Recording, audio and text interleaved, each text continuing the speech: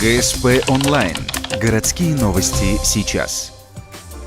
Вторник, 9:00. Поселок Ярига, школа номер 15. Семинар заместителей директоров по воспитательной работе. Обсуждается патриотическое воспитание молодежи. Преподаватели учебного заведения рассказывают о своих достижениях. Их немало. Например, в 2005 и 2010 годах школа выиграла гранты от компании «Лукойл». На деньги удалось оборудовать спортзал, да и в целом подтянуть материальную базу. Однако главные усилия направлены на то, чтобы с малого возраста привить ученикам уважение к своему отечеству. Мне кажется, все-таки дети горды и понимают, в каком государстве они родились и какое государство они будут защищать.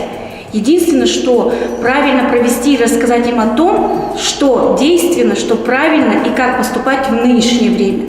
Но своим наследием они гордятся. Программа патриотического воспитания охватывает в школе с 5 по 11 класс. На уроках изучают истории подвигов ветеранов, делают исследовательские проекты и многое другое. На базе учебного заведения проводится военно-полевой лагерь. Ну а тем, кто постарше, доверяют самостоятельную работу. Например, некоторое время назад школа на свои средства выпускала газету «54-й меридиан». Редколлегия – сами ученики, плюс помощь учителей. Первые авторы уже давно выпустились, но с этого учебного года решено возродить издание. Желающих описать мир на бумаге долго искать не пришлось. Посещаешь какие-нибудь мероприятия, пишешь что-то интересное обо всем об этом, находишь сам для себя какие-то интересные вещи.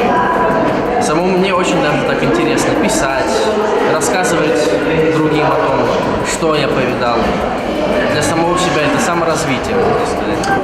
В планах у школы номер 15 в этом году выиграть новый грант в номинации «Одаренные дети». Для этого нужно издать и опубликовать историю учебного заведения, провести спортивно-полевой лагерь для всех школ на базе поселка и много чего еще. Заявка амбициозная, но, похоже, преподавателям и ученикам это по плечу.